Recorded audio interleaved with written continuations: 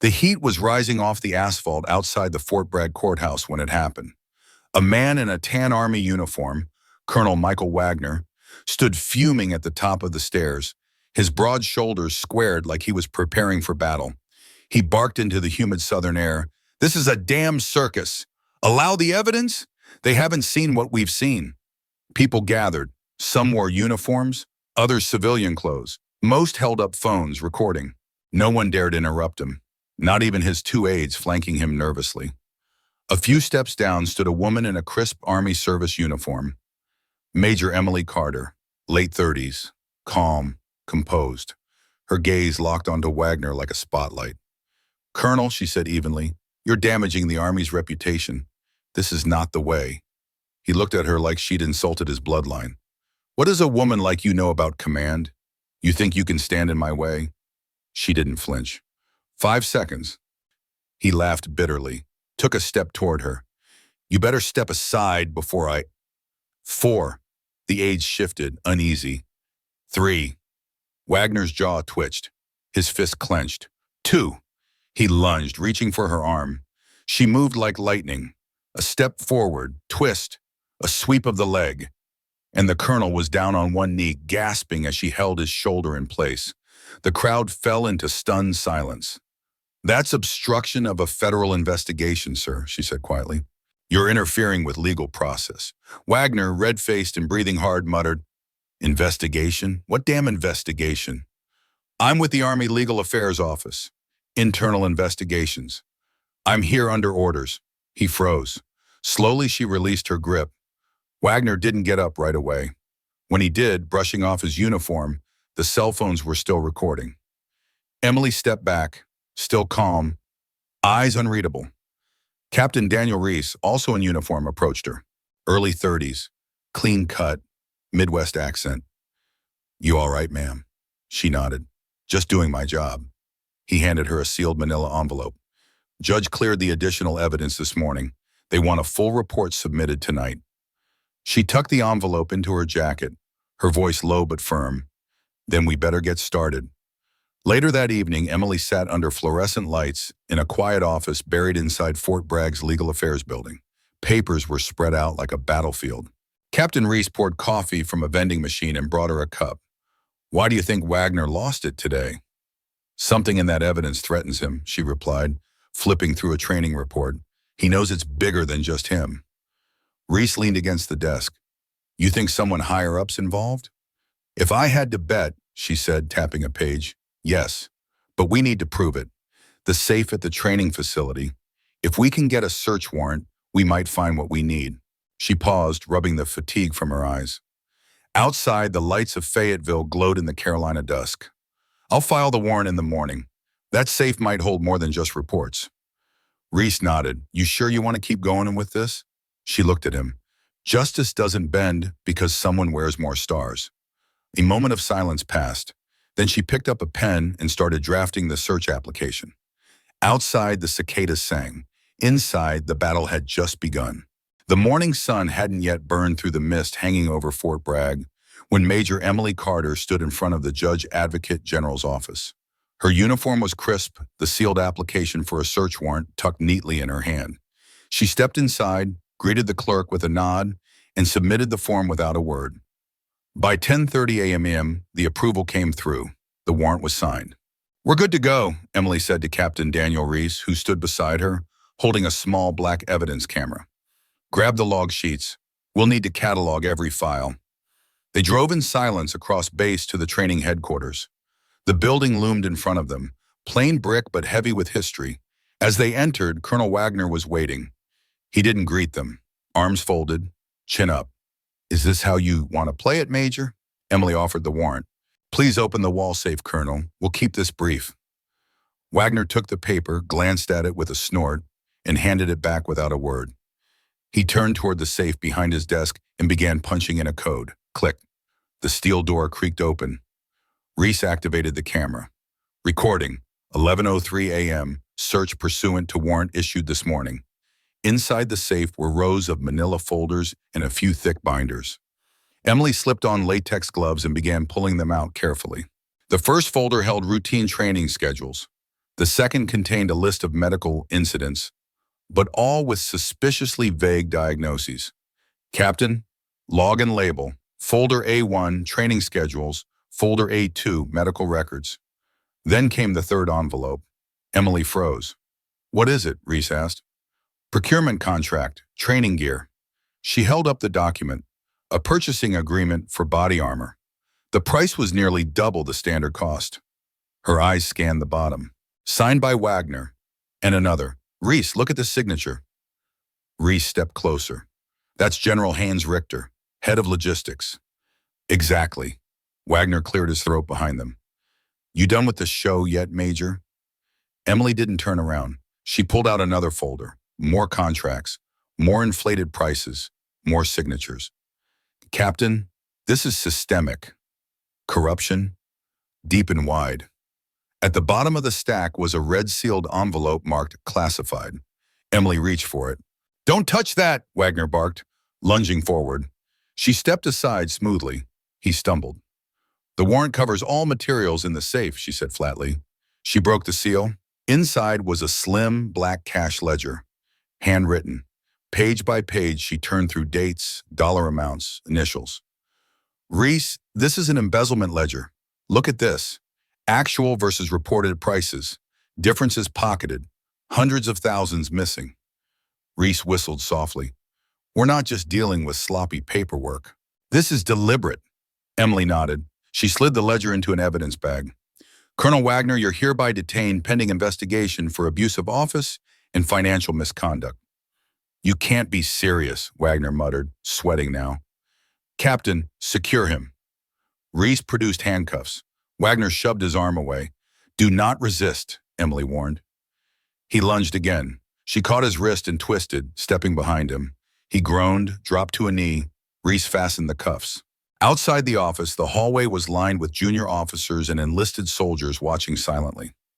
Emily and Reese led Wagner out, every footstep echoing against the polished floors. Whispers followed them. In the parking lot, a military vehicle waited. Wagner turned to Emily one last time. His voice was low. You think this ends with me? There are bigger names than mine. You're stepping into fire. Emily didn't blink. Then I'll walk through it. The door slammed shut behind him. Back at the legal affairs office, Reese placed the ledger on her desk. This alone could bring him down. Emily stared at it. Not yet, she said. This only proves the bottom. We need the top. She turned to her computer and opened a blank report. Let's see how far this corruption really goes. Outside, the clouds rolled in. Inside, a storm had just begun. The next morning, Major Emily Carter sat alone in her office, staring at the cash ledger on her desk. Sunlight slanted through the blinds, casting long shadows across the paperwork. Captain Reese entered, carrying a folder and 2 coffees. Morning, he said, handing her a cup. Thanks. What's that? Witness statements. We've got 2 whistleblowers from Wagner's command willing to talk. One's a medical officer, the other an admin sergeant. Emily's eyes sharpened. Set up interviews, today. I want to hear them firsthand. Reese nodded. Already scheduled. First one's at 2 p.m.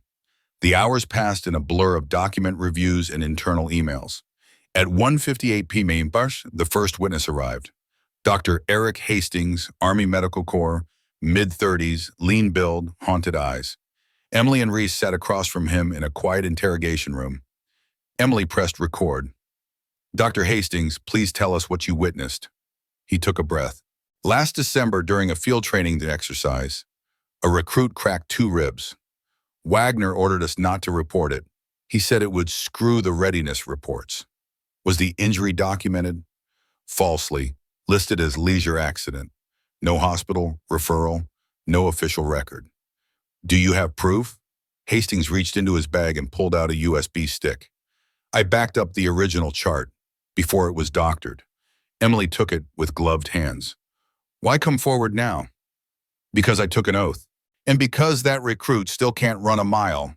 This isn't who we are. Emily paused. You understand there may be consequences for you? Then I'll face them. She extended a hand. Thank you for your integrity, doctor. After he left, Reese plugged in the USB. The screen showed clean data. Date, injury, denial of treatment. Matching handwriting. Matching falsification. "We've got him," Reese said. "No," Emily murmured. "We're just getting started." At 4 p.m., the second whistleblower arrived. Sergeant Lisa Moreno, early 40s, steady gaze, southern drawl. "Ma'am," she began, "I've been in admin 17 years. I know a forgery when I see one."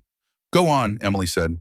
"Last quarter, Wagner asked me to revise invoices, make adjustments before submission to Logistics HQ. Said it was standard procedure. Did you comply?" "At first, but I kept copies of the originals, all of them." "Where are they?" "Right here." Moreno handed over a sealed envelope. "I'm not protecting anyone anymore." Emily opened the envelope. Inside were half a dozen invoices, original figures, scribbled notes, corrections made before official submission. "Captain, add these to the case file, securely."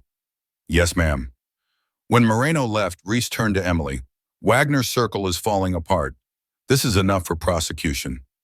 Emily wasn't smiling. Her eyes were on a name printed on the margin of one altered invoice. "Approved by Jenner H. Richter. He's tied to this too. The head of logistics." Reese frowned. "That's punching up, Major, way up." "Then let's keep swinging." She reached for her phone. "This ends with an arrest warrant for Wagner and a formal inquiry into General Richter." Reese looked at her, concern etched in his face. "You're not going to back down, are you?" "Not when it counts." That night, Emily stayed late in the office, alone. The corridors of the Legal Affairs building were empty. She stared at the mountain of files, then pulled out a blank sheet. She wrote 3 names across the top. Wagner, Richter, unknown. She circled the last one. Somewhere someone had authorized this chain of corruption. Her job was to find them. A knock at the door startled her. It was a courier, envelope in hand. For Major Carter, direct from the Pentagon. She opened it slowly. Inside, a summons, a meeting request, with Brigadier General Alan Porter, Chief of Army Legal Affairs. Date, tomorrow. Location, D.C. Time, 0900 hours. Emily stared at the letter. The stakes had just risen. The war wasn't over. It had just gone national. At exactly 8:57 a.m., Major Emily Carter stood in front of the massive stone facade of the Pentagon. The rising sun reflected off its windows, casting long shadows across the entryway. Her uniform was immaculate, her face unreadable. Security was tight, identification checked, escort cleared. She was led down sterile halls lined with flags and portraits. The silence here was different, not calm but calculated. Brigadier General Alan Porter's office was on the 3rd floor. A tall man with white hair and sharp blue eyes, Porter rose as she entered. "Major Carter, sit." She saluted and took a seat. "You've stirred up quite a storm," he said, leaning back. "Tell me why." Emily placed a slim folder on his desk. Colonel Michael Wagner, corruption, falsified contracts, medical cover-ups, embezzlement, all verified. Porter flipping through the documents. "You're naming General Hans Richter. That's not a small accusation." "No, sir, but the paper trail is there. We found his signature. Multiple times." He closed the folder. "I've read the reports. I've also read the ministry's response. They're calling this an overreach, excessive force. Sir, respectfully, we followed protocol."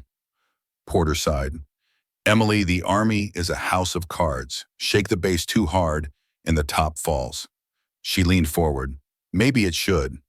There was silence. "I was warned you were idealistic," Porter said, voice quieter, "that you don't understand how the system protects itself." "I understand it perfectly, sir. That's why I'm here." He studied her, then stood. "I'm assigning you protection. From this moment forward, you're under my command. You'll report everything directly to me. Understood?" "Yes, sir." "And Major, be careful. When you look under rocks, sometimes something looks back." She left the office without a word. Back at Fort Bragg that afternoon, Captain Reese met her at the parking lot. He was holding a thin envelope. "From Logistics Command. Mailed this morning." Inside, a letter. Typewritten, anonymous. "You're making enemies, the kind that don't go away. Walk away while you still can." Attached were photographs, her parents, her younger brother walking to work, all recent. Reese's voice caught. This is a threat. Direct. I know. We need to report this. Not yet. She folded the letter, filed it, sat in silence for a moment. Captain, I need full security on the evidence room. No access without written approval. Yours or mine? Understood. That night, Emily sat in the dark of her apartment. Her service pistol rested on the kitchen table. Her phone buzzed, unknown number. She answered. Silence. Then a voice, you're not ready for what's above him. Click. She placed the phone down, picked up a flash drive from her pocket, the one with the doctor's medical files, the ledger scans, the contract photos, her insurance. She turned off the lights and stared into the darkness. If they wanted war, they'd chosen the wrong soldier. The next morning, 6 a.m. sharp, she was at the Internal Affairs office. Captain Reese, secure the originals. I want a duplicate of everything. Today. Hidden off-site. Yes, ma'am. After that, prepare to move on General Richter. We file a preliminary report to JAG by Friday. Reese blinked. We're going after the head of logistics? Yes, no more shadows. Time to bring this into the light. Outside, the American flag rose in the morning wind. Emily watched it climb. This fight wasn't just for the army, it was for the truth, and she wasn't backing down. Friday morning arrived with a sense of electricity in the air. Rain tapped lightly on the windows of the Internal Affairs office, but inside the atmosphere was anything but calm. Major Emily Carter stood at the center of it, composed, focused, already 2 cups of coffee deep. Captain Daniel Reese placed a thick manila envelope on her desk. Complete duplicate set, secured off-site with chain of custody documentation. We've also encrypted digital backups. Emily nodded. Good. We filed a preliminary indictment against General Hans Richter today. Reese hesitated. Major, with all due respect, you realize what this could trigger. We're talking about one of the key logistical commanders in the Army. That's exactly why we do it. If they're untouchable, we're lost. By noon, the report was signed, sealed, and submitted to the Office of the Judge Advocate General. Included were sworn witness statements, financial discrepancies, and the embezzlement ledger, each one a nail in the coffin of the chain of command. At 1:45 p.m. in time, the office intercom buzzed. Major Carter, you have a visitor from the Office of the Undersecretary of Defense. Emily stood as 2 men entered. One wore a dark suit. The other was in full-dress uniform. Lieutenant General Colin Mathers. Cold eyes, immaculate boots. Major Carter, Mathers said, barely concealing his displeasure. Let's speak privately. She led them to the adjoining conference room. As the door clicked shut, Mathers placed a slim file on the table. This is a cease and desist order, effective immediately. You are to suspend all investigative activity regarding General Richter. Emily didn't flinch. Based on what grounds? National interest, unit cohesion, protection of senior leadership. Take your pick. That's not legal justification. That's a political shield. It's an order. Emily looked at the suited man who said nothing, just watched. So what happens if I don't comply? Then you're relieved of duty, possibly reassigned, possibly retired. You want me gone? Say it, but I won't shred the truth because someone's afraid of headlines. Mather stepped forward. Be careful, Major. There are consequences to insubordination. There are also consequences to silence. They left without another word. Captain Reese stepped in moments later. I saw them leave. What happened? Emily sat down slowly. We've officially stepped over the line. He looked worried. What do we do now? She slid a small key across the desk. You're going to access my secured locker. Inside is a flash drive with everything we've built, plus a letter. If anything happens to me, you release it to the media. Emily, promise me. He swallowed, nodded. I promise.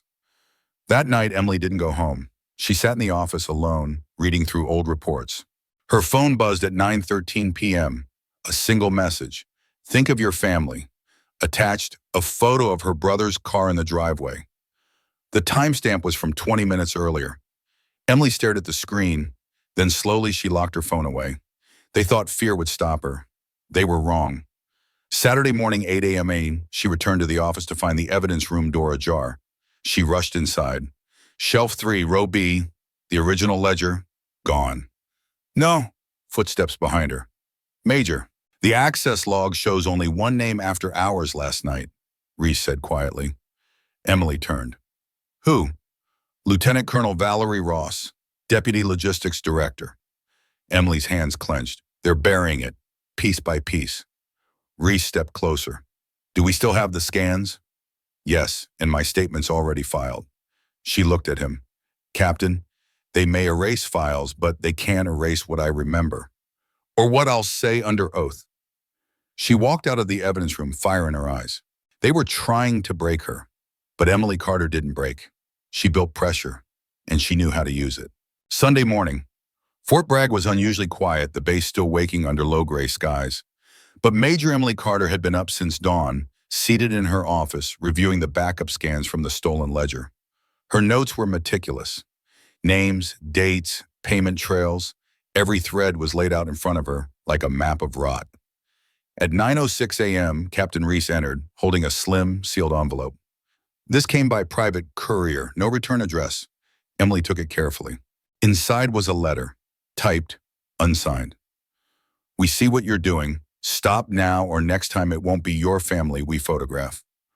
Her jaw tensed. She folded the letter neatly and slipped it into a separate envelope marked personal threats. Ongoing. They're escalating. Reese nodded. We should call base security. No, not yet. That leaks upward. We don't know who's compromised. She took a breath. It's time to go higher. We need a federal liaison. Someone outside the chain. FBI? No, not yet. There's someone I trust. At 11 a.m., Emily made a secure call to a former colleague, Special Counsel Benjamin Hale, now working with the Department of Defense Inspector General's office in D.C. Ben, it's Emily. I need a private meeting. It's urgent. When? Tonight. Off base. Not recorded. Not official. Understood. I'll be there. That night, in a quiet booth at a roadside diner just outside Fayetteville, the two met.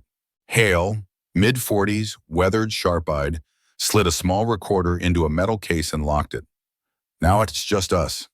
Emily laid out the case, Wagner's embezzlement, Richter's involvement, the forged invoices, the stolen ledger, the threats. This isn't isolated, she finished. It's protected, systemic. Hale leaned back. If you go forward, you'll make enemies, not just military, political. I already have, but I'm not backing off. He nodded. You'll need allies and cover. I can open a confidential investigation on my end. Limited visibility. You'll report to me directly. Off the books. You okay with that? I prefer it. Hale slid a burner phone across the table. Use this only. Never from your office. Never by text. Emily pocketed it. Ben, if anything happens to me, I'll make sure the case survives. They left separately. Back at Fort Bragg late that night, Emily entered her darkened office to find a single manila folder on her chair. No note. No markings. Inside were photos, surveillance shots, grainy but clear. General Hans Richter, exiting a black SUV, meeting with a defense contractor, one already under audit, a date stamp from 3 days ago. Emily leaned back slowly. They weren't just stealing money, they were selling contracts. The corruption went deeper than she thought.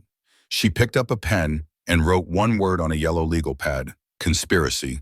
Then she drew a box around it. The war wasn't coming. It was already here. Monday began with a storm. Rain lashed against the windows of the Internal Affairs office as Major Emily Carter paced the hallway, her boots echoing in the empty space. The folder with the surveillance photos of General Hans Richter was locked in her desk drawer, but her mind wasn't at rest. At 8:12 a.m., Captain Reese entered, soaked, coffee in hand. Morning, we've got something. Emily looked up. Go on. You remember Sergeant Lisa Moreno, the admin whistleblower? She just called. Said she's found more invoices, the ones she was too scared to mention before. Where is she now? Wants to meet off post. She's scared. Emily didn't hesitate. Let's go. They met Moreno at a gas station outside Hope Mills, under a flickering awning, wind whipping around them. Moreno was pale, clutching a backpack. They came to my house last night. 2 men. Said they were with base security. They weren't. No badges, no names. They asked about you. Emily's voice was steady. Are you safe now? I left, stayed with my sister. But I brought the rest. These were buried under archived contracts, old logistics requests, all marked closed. But the signatures, she opened the backpack. Inside were 10 faded folders. Emily thumbed through them. Shipment records for radio equipment, night vision gear, even rations. Every one of them overpriced. Every one signed off by Wagner and Richter. These are backdated, 5 years. It's been going on this long? Longer, maybe, Moreno said. That's just what I found. Reese scanned one document. This vendor doesn't even exist anymore. Bankrupt 2 years ago. Because they were a shell company, Emily said, created to funnel money. She looked up at Moreno. You've done the right thing. But from now on, you don't go anywhere without calling me first. Understood? Moreno nodded. Her eyes glistened, but her voice was strong. You take them down, Major. Please. Back at the office, Emily and Reese laid the new documents on the conference table. The pattern was undeniable. Recurring vendor names, duplicate invoices, vague shipment confirmations, all linked to Richter's signature. Reese turned to her. This isn't just military fraud. This is federal-level racketeering. And if that's true, Emily said, we're no longer dealing with just Army law. We need Justice Department involvement. She picked up the burner phone, dialed Hale. Ben, it's time. We have the second layer. Decade-old procurement fraud, shell companies, surveillance photos. On the other end, Hale was silent for a beat. Then, understood. I'll escalate. We'll begin a sealed federal inquiry. You will have protection, but it's thin ice now. Watch your back. Always. She hung up. As the rain continued to fall, Emily looked out the window. Her own reflection stared back at her, tired but unshaken. Captain, make copies of everything. Ship one to Hale. Keep one here. Lock the third in my personal safe. Reese began gathering documents. And then? Then we draw the line. We're done waiting. That evening, as the storm began to pass, Emily received another message. This one wasn't typed. It was handwritten. A single note slipped under her office door. You were warned. Leave now, or next time we won't miss. She picked it up with gloved fingers. No signature, no origin, just menace. She stared at the paper, then calmly placed it in a plastic evidence sleeve. You're scared, she said to the empty room. That's good. That means you know I'm close. And with that, she turned back to her files. The storm outside had passed, but the war inside was just beginning. Tuesday morning, 7:03 a.m. The Internal Affairs Office at Fort Bragg was still quiet, but the tension in the air was louder than boots on gravel. Major Emily Carter unlocked her door and found Captain Daniel Reese already inside, scanning the copies from yesterday's evidence hall. Morning, and he said, coffee's brewing. You're gonna need it. What happened? Reese handed her a folder.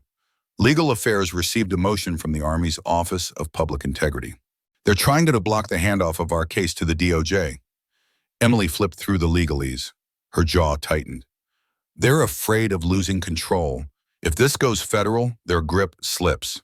Exactly, but that's not all. He pulled up a security log on his tablet. We had an unauthorized access attempt to your office safe last night. ID badge swipe. Lieutenant Colonel Valerie Ross, again. Emily took a long breath. She's cleaning house. Trying to. Was the safe breached? No, double locked. She left after 30 seconds, but she was looking for something.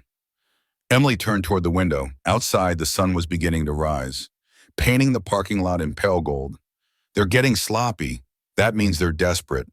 At 9 o'clock a.m., a staff meeting was called at Division HQ. When Emily arrived, Colonel Michael Wagner was seated at the far end of the table, freshly shaved, dressed in full uniform, like nothing had happened. He smirked as she entered.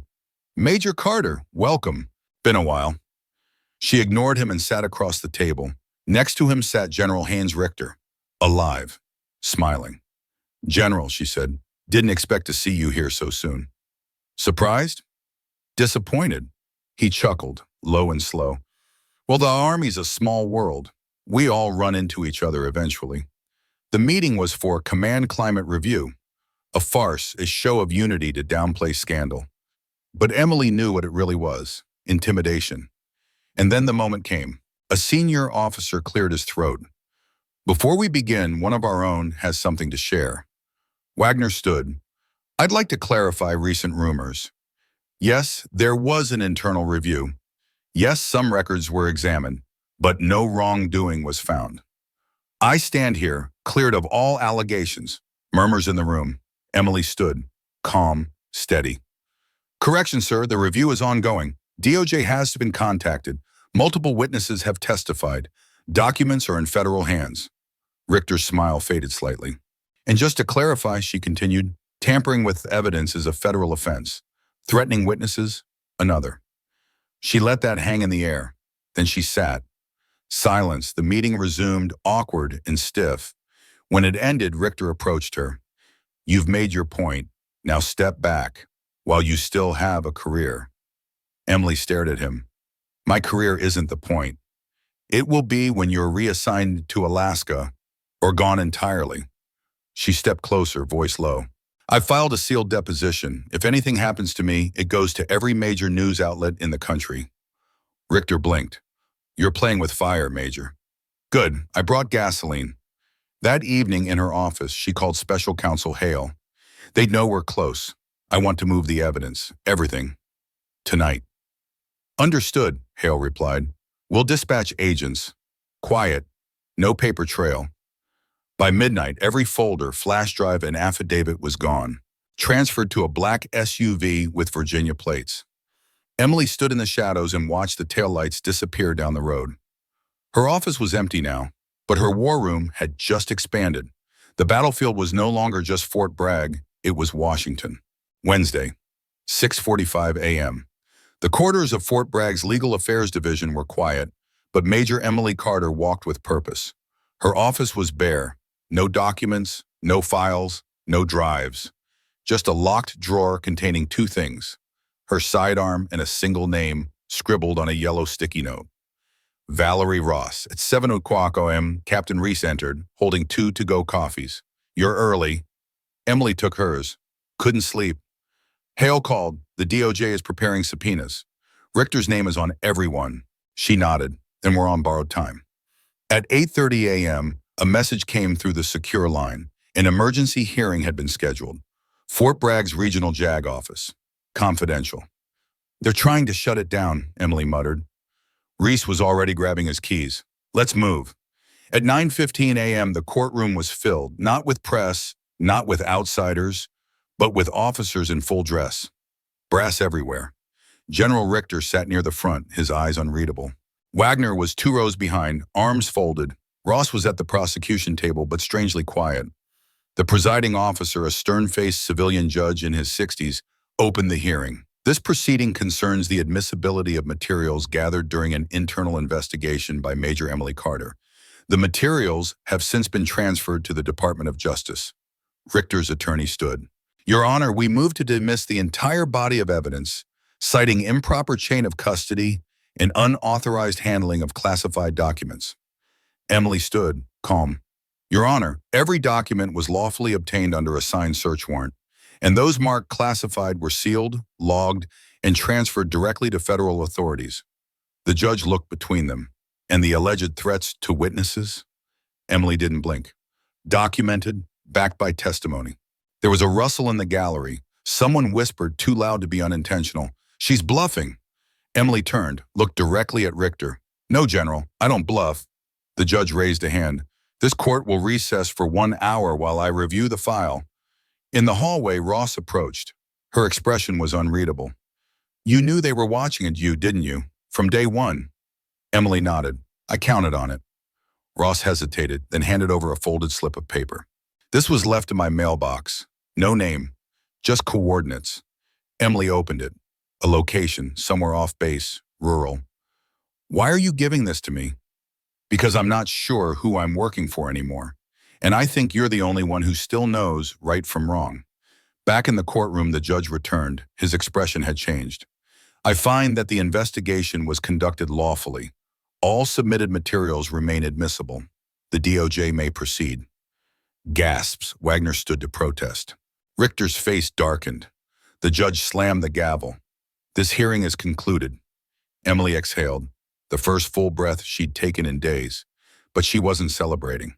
Because outside the courtroom, Ross was already gone. At 5:17 p.m., Emily and Reese arrived at the coordinates, a crumbling storage facility behind a rusted fence. No signage, no surveillance. Inside, they found a single file cabinet, unlocked. Inside, more documents.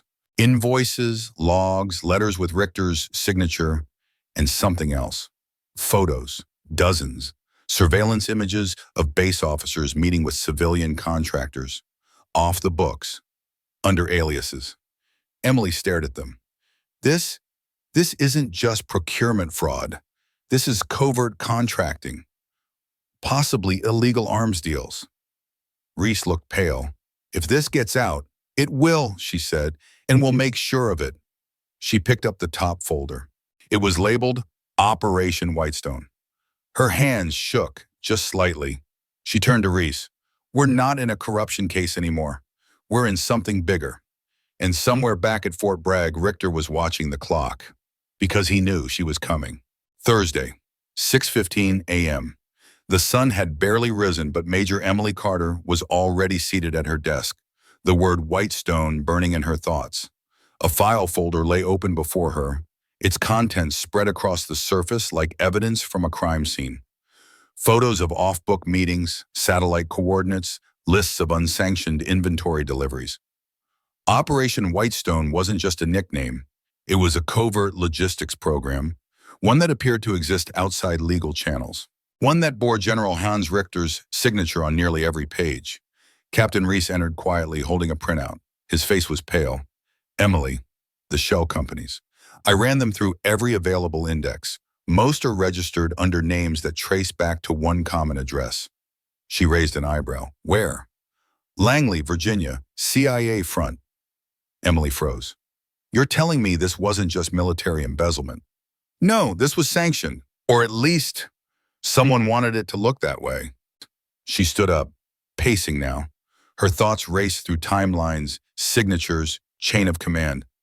No wonder they've been trying to bury this. If the CIA's connected, we need to escalate, now. She grabbed the burner phone and called Hale. We have a problem, she said. Whitestone traces to Langley. This is way beyond Richter. On the other end, Hale was silent for a long moment. Then, you need to disappear for a few days. Transfer the files. Let us take it from here. I'm not backing out. This isn't a corruption trial anymore, Emily. This could bring down entire departments. Then they'll fall. That afternoon, back at Fort Bragg, an email pinged in her inbox. No subject, no sender, just one line. You were warned, last chance. She forwarded it to Hale, then encrypted every remaining document. At 5:02 p.m., she and Reese met in an empty hangar, arranged through a base contact she trusted.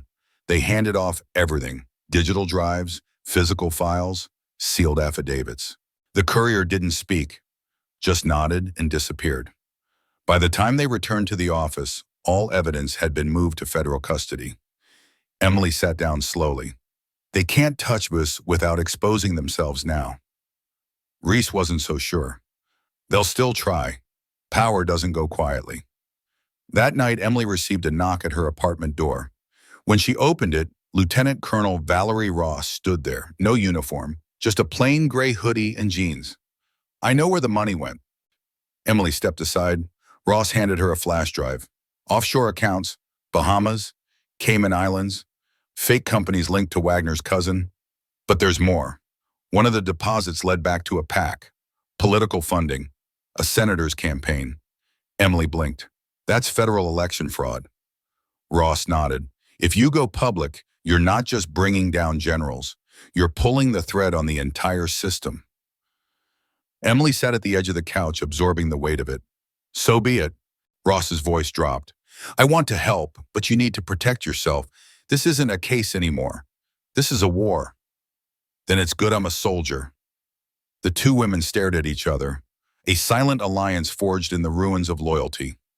That night, Emily added a new name to her handwritten list, Senator W. Gordon. She circled it. This wasn't about one corrupt officer anymore. It was a machine, and she was going to dismantle it. Friday, 7:48 a.m. The American flag fluttered over Fort Bragg, but Major Emily Carter felt no sense of calm. She stood at her office window, holding a worn yellow legal pad. One name after another filled its pages. Richter, Wagner, Ross. Now, Senator W. Gordon, a paper trail that no longer ended in the military. Captain Reese entered quietly. The courier from the DOJ confirmed receipt. All documents logged, sealed, and timestamped. They're opening a joint task force, federal level. Emily didn't turn. How long until the media gets wind? Hours, maybe less. Someone's going to leak it. You know how these things go. She nodded. Good. Let the storm come. At 9:30 a.m., a press advisory dropped. Anonymous source. Headline, Army General under investigation for embezzlement. Ties to federal campaign funds. By noon, it was the lead story on 3 major networks. That same hour, General Hans Richter walked into Fort Bragg's command center with 2 aides and a forced smile. Cameras followed. Reporters shouted questions. He said nothing. Emily watched the broadcast from her office, flanked by Reese and Ross. He's playing innocent, smiling like none of it touches him. Ross murmured, that's because someone still thinks they can cover for him. Emily stood. Let's see how far they'll go. At 2 p.m., she received a formal summons. Her presence was requested at a classified security review at the Pentagon. No agenda, no explanation. Reese read the summons. You going? I have to. They're making a move. I want to see it with my own eyes. At 4 p.m., Emily entered the Pentagon's inner corridor under escort. The conference room was dimly lit, soundproofed. Around the table sat 5 men and 1 woman, all in suits, all unnamed. One of them spoke. Major Carter, this operation you've uncovered, Whitestone, is considered sensitive. National security, sensitive. I figured that when your contractors started disappearing. Another leaned forward. You're putting careers, offices, and lives at risk. Do you understand that? I understand that soldiers were used to fund slush accounts. I understand that medical care was denied. I understand that classified funds were laundered into political campaigns. So yes, I understand perfectly. A pause. Do you intend to continue? Emily leaned in. Until every name on that list answers for what they did. No one responded. One man stood and handed her a sealed envelope. Then you'll need to see this. Back at Fort Bragg, Emily opened the envelope. Inside, satellite images, surveillance photos, an offshore facility, one storing military equipment under a fake humanitarian name, GPS logs, flight manifests, everything pointing to a covert shipment program tied to Whitestone. She handed the photos to Reese. This isn't just theft, it's arms diversion. Maybe international. Reese paled.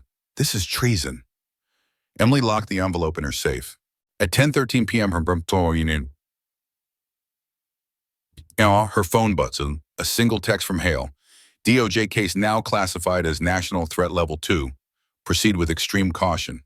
She replied, understood. We go silent, but we keep moving. She turned to Ross and Reese. No more emails, no more calls. We meet in person only. From here on, we're ghosts. Ross whispered, what do we do now? Emily looked down at the last photo, a cargo crate with no serial number, being loaded under cover of night. We find that facility, we expose it, and we burn every inch of this rot to the ground. The war had reached a new level, and Emily Carter was all in. Saturday, 6:02 a.m. Fog drifted over the Carolina woods as Major Emily Carter parked off a gravel road deep outside Fort Bragg's perimeter. With her were Captain Reese and Lieutenant Colonel Valerie Ross, dressed in civilian clothes. In the back seat sat a black case containing satellite photos, GPS logs, and a loaded Sig Sauer. They weren't here on orders. There were no orders anymore. The facility's about 20 miles northeast, just past Red Bluff Creek, Reese said, unfolding a topographic map. Abandoned on paper, but satellite heat signatures say otherwise. Emily nodded. Then it's not abandoned. By 7 a.m., they reached the site, a barbed wire compound built into a clearing. No signage, no flags, just a metal fence, a closed gate, and cameras tucked into tree lines. They hiked in silence, approaching the perimeter on foot. Emily scanned the edge. Infrared sensors. Motion detection. Someone's guarding something. Ross whispered, "You sure we want to cross into this?" "We already have." They breached the perimeter using a blind spot noted on the surveillance maps. Inside, several large metal containers sat beneath camo netting. Emily approached one. No serial number, just a faded sticker. Civil Relief Aid. She pried open the lid. Inside, assault rifles, stacks of ammunition, Kevlar vests with Department of Defense markings, some labeled for foreign distribution. Reese murmured, "God help us." Emily photographed everything: weapon serials, container numbers, an internal document listing destinations: South Sudan, Ukraine, Venezuela. They weren't just laundering money, they were moving weapons under humanitarian cover. Suddenly, the whine of a drone buzzed above. "We've been spotted," Ross said. "Out now," Emily ordered. They moved fast, ducking through the woods, reaching their vehicle in under 8 minutes. No pursuit. Not yet. Back at the office, they dumped the photos into a secure drive. Emily backed them up 3 times. One to the DOJ, one to Hale, one off-grid. At 3:41 p.m., she received a call. "Major Carter," Hale said, voice strained. "You have no idea what you just stepped into. The facility, it's tied to a classified joint op between defense and intelligence. It's buried under 10 layers of need to know. I don't care what they call it. They're funneling weapons through fake charities. That's a war crime, Ben." "I know, and now you're officially on someone's target list. You need to disappear." Emily didn't respond. At 5 p.m., she called a press contact she'd been avoiding. Dana Perez, veteran defense journalist. "Dana, it's Emily Carter. If I give you something, you run it. No red tape, no clearance, just truth." Perez didn't hesitate. "Send it." At 6:12 p.m., Emily handed Reese a sealed drive. "Mail this to Perez if I don't check in by Monday morning. Use the dead drop." Major, it just should promise me." He nodded. "I promise." That night, Emily wrote a statement. 1 page, no rank, no insignia. "My name is Emily Carter. I am a soldier. I took an oath to protect this country. Not its secrets, not its cowards, not its criminals. And if I disappear, let it be known, I did not vanish quietly. I stood, I spoke, and I fought." She folded it, sealed it, and placed it under her uniform in the drawer. The war was no longer hidden. Now it was a race. Who would act first? The truth or those trying to bury it? Sunday, 4:44 a.m. The world was dark and silent, but Major Emily Carter sat at her kitchen table, dressed in plain clothes, eyes fixed on a map. She had barely slept. The photos from the weapons cache were still spread across the table, and her phone, burner encrypted, was powered off. She wasn't hiding. She was waiting. At 6:03 a.m., a coded message came through a secure terminal inside the DOJ's task force network. Emily's contact, Special Counsel Ben Hale, forwarded it immediately. "Unusual foreign transaction flagged. Coded route matches Whitestone funds. Offshore transfer to Singapore. Traced to account linked to Senator W. Gordon's PAC."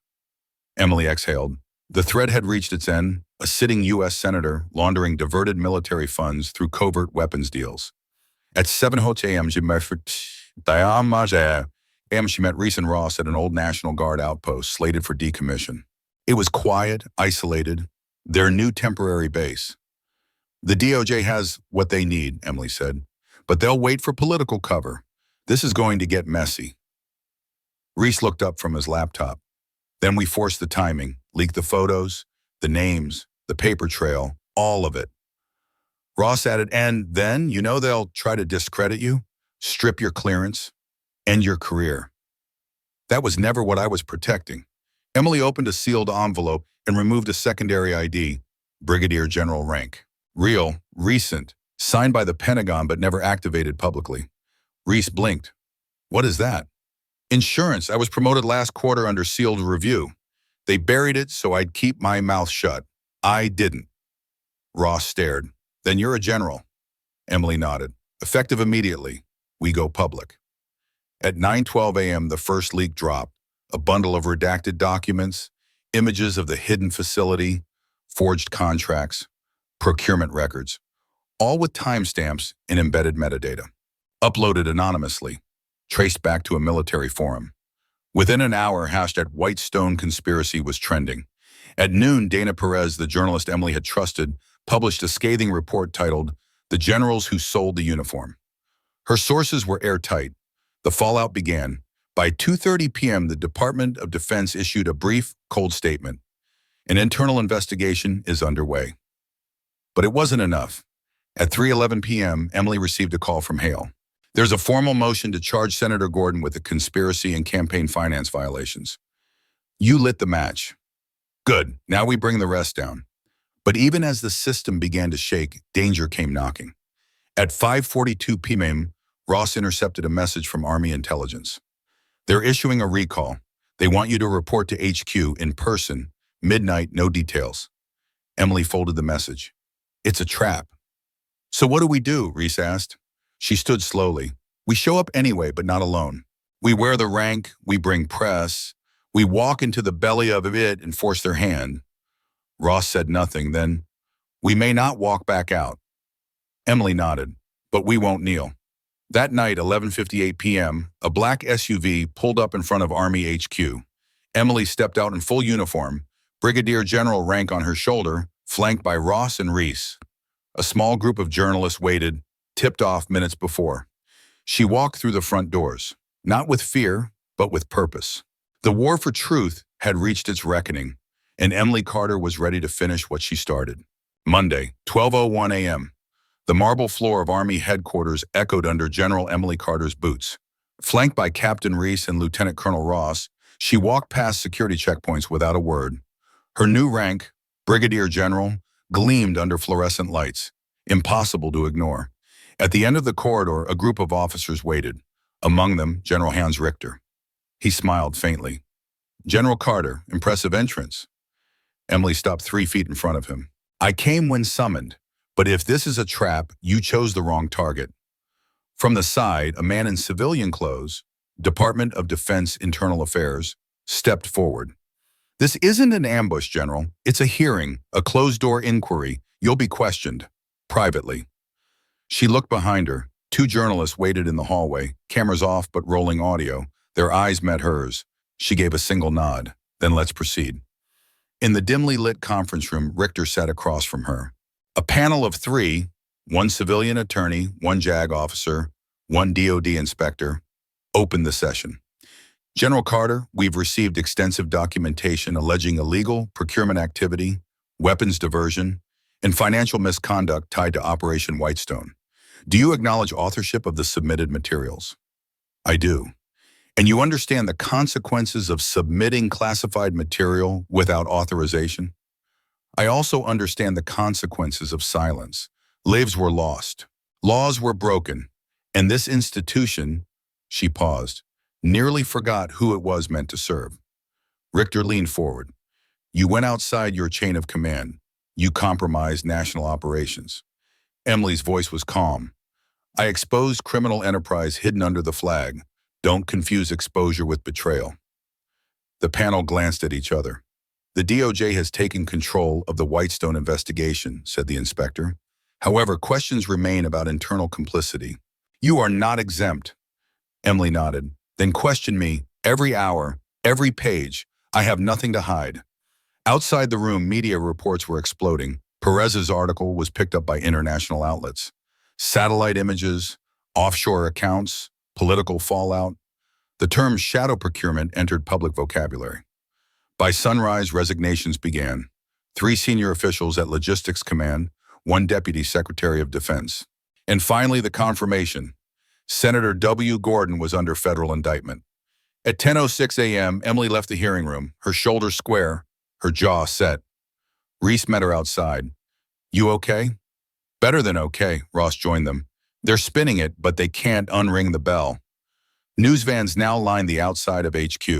Reporters shouted as she exited, but she said nothing. She didn't need to. The truth was already out. That afternoon, she was summoned once more, this time by the Secretary of the Army. The office was large, quiet, layered in old wood and command photos. General Carter, the secretary said, offering no seat. You've disrupted protocol, embarrassed leadership, created a national incident, and you forced accountability. You reminded us what a commission is for. A beat passed. I'm offering you a choice, he continued. Promotion, transfer, or full retirement with honors. You decide. Emily didn't hesitate. I'll take reassignment. Where? Kandahar, training mall, field operations, where I can lead and watch. The secretary raised an eyebrow.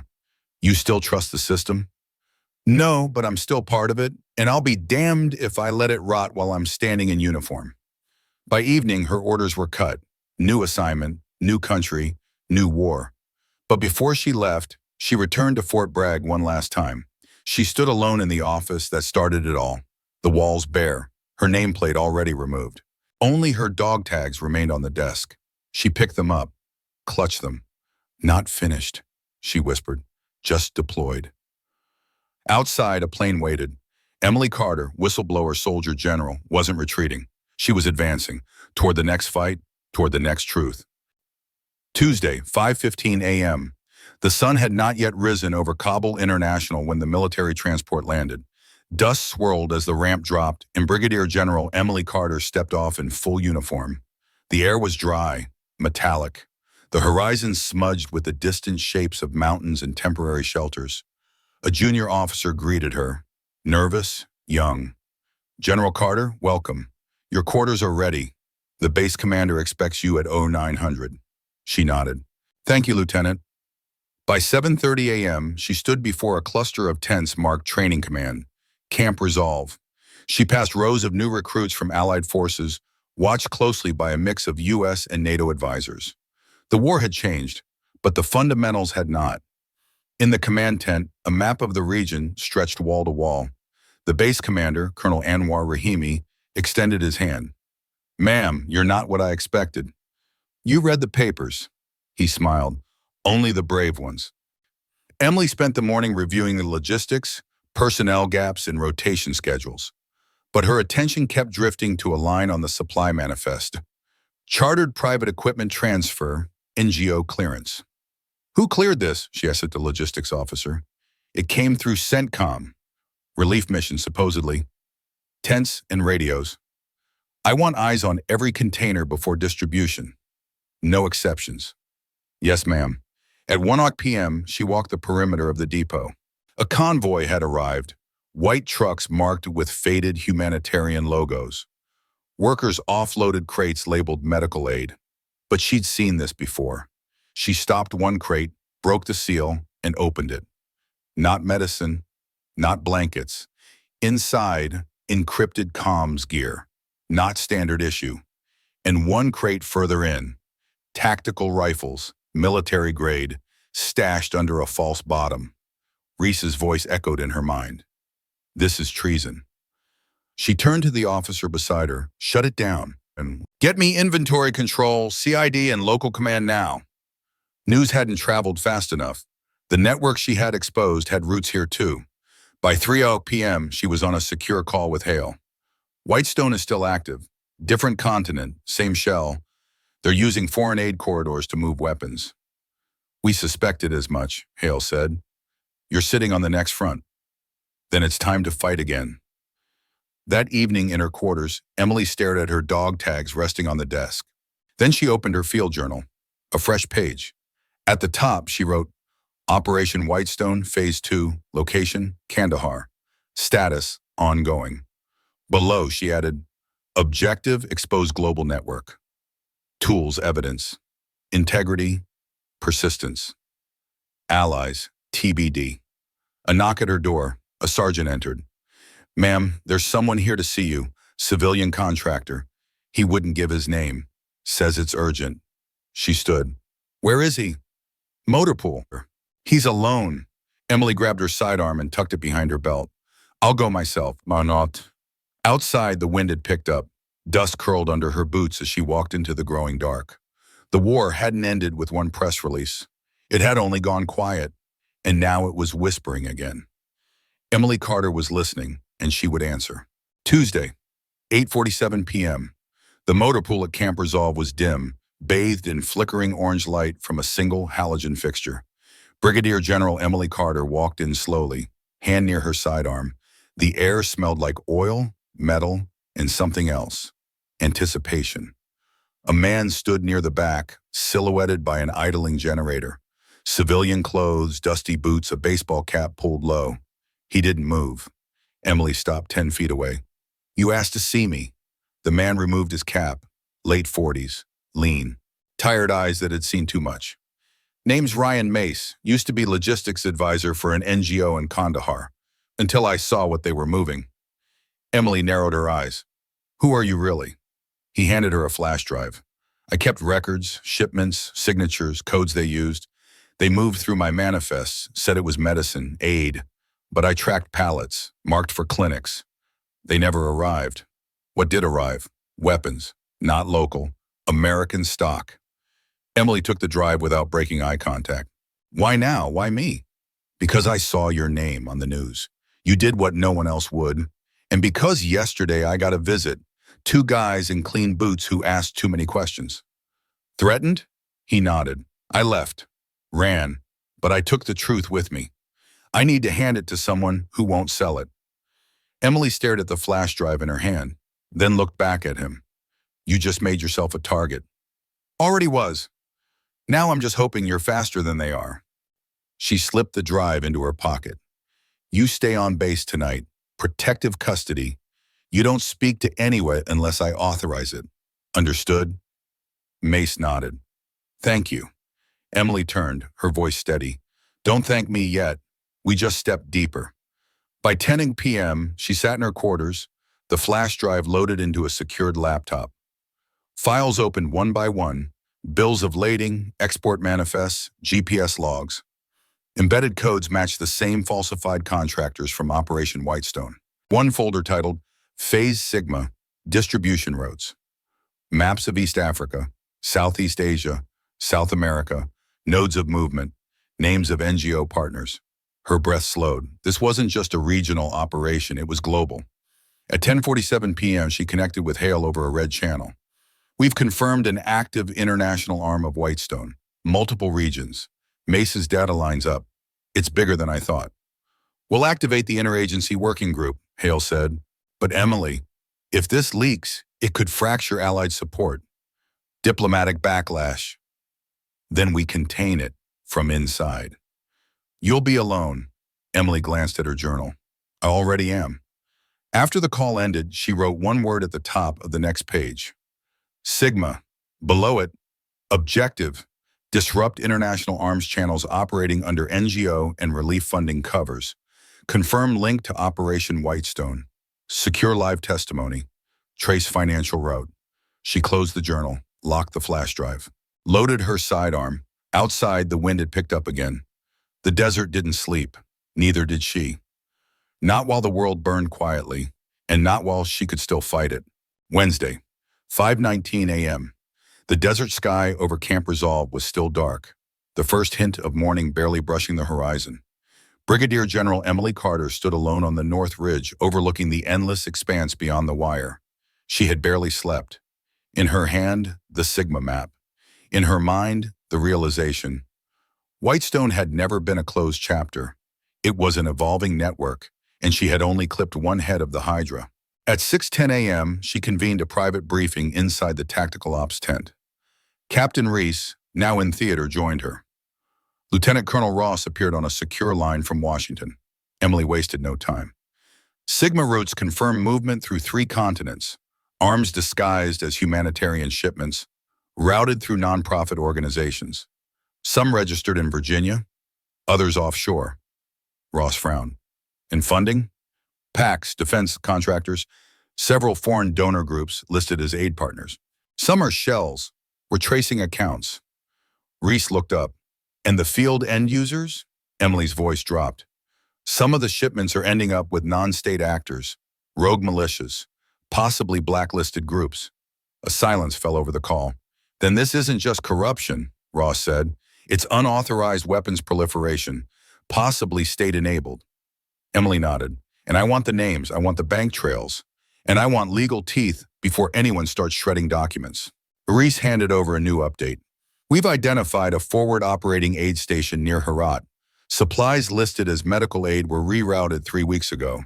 No one knows where they landed. Emily circled the site on the map. That's our next move. We visit the depot. Quietly, no broadcast, no convoy, just us. Ross hesitated. General, that's not protocol. Protocol created this mess. We fix it ourselves. By 11 a.m., Emily and Reese boarded a disguised Humvee under logistical cover. Destination, Herat Satellite Aid Post. Estimated arrival, 1,600 hours. The drive was long and silent. Villages passed. Children waved. The wind beat against the side of the vehicle like a warning. At 4:14 p.m. they arrived. The aid station looked abandoned. Faded tarps, broken fences, and silence. But as they stepped inside the storage tent, they found rows of crates still intact. Emily broke one open. Inside, signal jammers, not standard relief equipment. Reese opened another. Surveillance drones, still boxed. U.S. origin. Emily whispered, they're staging tech for someone else. Someone far from here. These aren't for Afghans. Suddenly, movement outside. Voices, not American. Emily drew her sidearm. Reese followed. They ducked behind a crate as two men entered the tent, speaking Arabic. One carried a sat phone. The other had a sidearm. Emily motioned. Wait. They watched as the men scanned the manifest, then stepped out. Moments later, a truck engine roared to life. Reese looked at her. They're picking up. We're following. They tailed the vehicle from a distance for 30 minutes, stopping on a ridge overlooking a compound near the Pakistani border. No flags, no insignias, just guards. Emily grabbed the camera, zoomed in, snapped shots of the crates being offloaded, stamped across one. Property of U.S. Army. Whitestone. Her chest tightened. We found the end user, or one of them. What do we do? Reese asked. We send this to Hale, and then we move fast, before these crates disappear again. By 8 p.m., they were en route back to Camp Resolve. Emily filed a live encrypted packet to the DOJ and CIA task force. Subject line, Sigma confirmed, foreign diversion imminent. That night, she didn't sleep. Somewhere in the dark, another shipment was moving. Another silence was being weaponized, but not if she could stop it. Thursday, 3:38 a.m. Camp Resolve was silent except for the hum of generators and the occasional desert wind rattling loose canvas. Brigadier General Emily Carter sat in a dim corner of the command tent, eyes fixed on the surveillance images from the Herat follow. In every frame, the same logo, U.S. Army property, rerouted to a facility with no flag and no name. By 4 a.m., a secure message came through from Ben Hale. Confirmed, site identified as private paramilitary training ground in tribal region. Not affiliated with Allied forces. High-level interest has been notified. Carter, you are now priority target for containment. Be alert. She stared at the screen. The words weren't a warning. They were a countdown. At 6:22 a.m., she gathered Captain Reese, her lead logistics officer, and 2 Afghan allies. We're moving. We intercept the next shipment. No one else is coming. You're talking about a live seizure? Reese asked. We're done gathering. It's time to act. By 8 a.m., their team was embedded along a known drop road. Intelligence suggested a small convoy was moving equipment under the guise of medical resupply. At 8:57 a.m., 2 trucks emerged through a canyon pass. No markings, no escort. Emily raised her hand. Stop them! Her unit moved swiftly, a spike strip across the dirt path. Tires blew. The trucks jerked to a stop. The driver stepped out. Not military, not even contractors. Local intermediaries. Inside the trucks, crates labeled as emergency tents. She opened one. Inside, encrypted U.S. military radios, satellite link kits, drone deployment systems. They're creating black market command networks, Reese said. Emily turned to the local interpreter. Where were these headed? A compound west, 4 hours, across the border. No name, just cash drop. She called it in. This is Carter. We've seized unauthorized shipment of military equipment, marked for foreign destination. Sending GPS. Request immediate federal escalation. But the reply didn't come from Hale. Instead, another voice answered. General Carter, this is Colonel David Brennan, Pentagon Oversight. You are to stand down. Immediately. Return the shipment. Cease engagement. Emily's blood went cold. Excuse me? You've entered a protected operation. Return the cargo. Your presence is now officially non-compliant. Reese stared at her. Emily clicked off the radio. They flipped the playbook. Now I'm the breach. Ross called via secure line an hour later. Her voice was low, tense. Emily, they're reclassifying Whitestone retroactively as a gray ops program. You'll be named in violation of Section 17 if you go further. Let them name it. I'm not handing weapons to ghosts. Then they'll come for you, publicly. Emily stood outside the C's truck, the morning sun scorching her shoulders. Then I go public first. At 2 p.m., she opened a direct channel to Dana Perez, the journalist who had started the firestorm months earlier. Dana, it's Carter. I have something you need to see. Live, real time, and off script. An encrypted feed began. Within hours, footage of the intercepted shipment, its contents, GPS location, and serial numbers went live on an independent site. The story was simple. American arms, rerouted in violation of international law, heading toward unknown recipients under humanitarian cover. Hashtag Hacked at Whitestone continued by evening. News outlets across Europe and the U.S. picked it up. And for the first time, Emily Carter became more than a general. She became a threat to the silence, to the system, to the hidden hands that had operated unchecked for far too long. And she wasn't done yet. Friday, 5:02 a.m. Global headlines screamed the same name, General Emily Carter. Overnight, the leaked footage had gone viral. News anchors replayed the intercepted convoy. Analysts scrambled to decode Whitestone. Political spokespeople issued cautious statements. Some called her a hero, others called her rogue. Inside Camp Resolve, Emily Carter stood in front of a map marked with black pins, routes, names, dots across continents. Captain Reese entered, eyes wide. Ma'am, you need to see this. He turned on the television. Live from Washington, an emergency Pentagon press conference. A full investigation has been launched into unauthorized weapons transfers under Operation Whitestone. Brigadier General Carter's actions have raised serious concerns. Her status is currently under review. Emily didn't blink. They're trying to freeze the fallout. They're scared. At 7:14 a.m., Ross called via secure line. Emily, the Secretary of Defense wants direct contact. They've convened a classified tribunal. They want you back in D.C. immediately. Emily's voice was clear. Are they offering me a seat or a cell? Both, probably. Then tell them I'll see them, but I'm not walking in with empty hands. By noon, Emily stood before a makeshift tribunal assembled via satellite. Pentagon, DOJ, intelligence, and foreign allies watching in encrypted feeds. General Carter, a Pentagon liaison, began. You have acted outside the parameters of authorized operations. You've bypassed command. You've disclosed sensitive information to the media.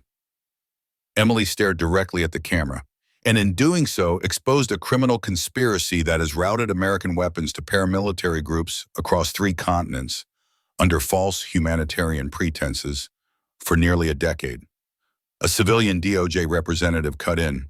You have created a diplomatic crisis. No, the crisis existed already. I gave it a name. You've compromised national security. I've upheld it. I did what your systems failed to do. I protected the country from itself. Silence, then the feed from NATO's liaison crackled through. General Carter's evidence aligns with our own suspicions. We request full access to her files. And from a UN security representative, we request international inquiry into Operation Whitestone. The tribunal paused, then adjourned abruptly. No verdict, no dismissal. Just a screen gone dark. Outside the command tent, Emily looked toward the horizon. They're cornered, Reese said quietly. They're not sure whether to bury you or build you a statue. She didn't answer. By dusk, new intel arrived. A final lead, one last site, coordinates in northern Jordan, a covert airstrip, known only by code 11X. What is it? Reese asked. Emily traced the route on the map. It's the origin point, the first shipment, the start of Whitestone. She turned to him. We're going. Now it's off books, across borders. We'll be flagged. Then flag us, because this ends where it began. At 11:06 p.m., under full blackout, a military jet lifted off from Kandahar. On board Carter, Reese, and two trusted allies. Destination, the place where the lies started, the place where the truth would finally land. Because the final chapter wasn't a file, it was a runway, and Emily Carter was coming in fast. Saturday, 3:41 a.m., the desert airstrip known only as 11X stretched into the darkness like a secret never meant to be found. No lights, no radio tower, just dust, wind, and two idle hangars bathed in moonlight. General Emily Carter stood at the edge of the tarmac, wind pulling at her collar. Behind her, Captain Reese scanned infrared data from a drone overhead. Two heat signatures inside the northern hangar. Crates. Movement. They're still here, Reese said. Final phase. Emily nodded. Let's end it. They moved quickly, silently. 4 soldiers, loyal, vetted, flanked the entrance. Emily gave the signal. Doors were breached. Inside, pallets stacked high. U.S. weapons, foreign labels, diplomatic seals, documents in both English and Arabic. One man stood near a crate, hands raised. Civilian dress, American. Don't shoot. I'm just logistics. They told me it was authorized. Who's they? Emily asked. Contractors. Washington. I just processed the shipments. I never asked. She stepped closer. You know what this is? He hesitated. It's not just aid. It never was. Emily's team secured the site. Every document, every crate, photos, video, witness statements. At 5:04 a.m., she made the final call to Ben Hale. We found it. The origin node, the first trail, the one they thought they erased. It's real. It's intact. Hale's voice was hushed. Then it's over. It has to be. But Emily didn't respond. She stood at the hangar threshold as dawn broke across the horizon, lighting the crates in amber. By noon, the images had been transferred to every major intelligence agency in the West. The State Department was forced into full public acknowledgement. Congressional hearings were scheduled. Arrests followed within days. Private contractors, defense executives, former Pentagon liaisons. Senator Gordon was indicted. General Hans Richter was forced into retirement. Pending prosecution of a rumor. Whitestone was no longer a rumor. It was a scandal. And Emily Carter, once nearly erased, was now on the front page of every paper in the world. A week later, back in D.C., she stood before a joint session of Congress. Her testimony was calm, precise, unshaken. Our oath is not to comfort, it's to courage. When the institutions we serve fall into shadow, our job is not to protect their silence, it's to restore their light. Applause erupted. She didn't flinch. Later that evening, in a quiet park near the Capitol, Dana Perez met her on a bench. You know you changed at everything, right? Emily smiled faintly. Only if they remember it tomorrow. Perez handed her a small envelope. Inside, a single note typed. Justice doesn't sleep. Neither did you. A friend. Emily folded it and tucked it into her pocket. As she stood to leave, Reese appeared down the path. They want you to come back. Base command. Pick your station. Pick your mission. They'll follow you. She looked out toward the monument-lit skyline. Maybe, but for now, I've got a different job. What's that? Keeping the story alive. Reese smiled. You ever rest, General? She shook her head. Justice never does. They walked together into the dusk. Not as rebels, not as traitors, but as soldiers who remembered what service was for. And as the stars blinked on overhead, Emily Carter knew. The war for truth never ends. But now it had a name and a voice. Subscribe to the channel, leave a comment, and share the video.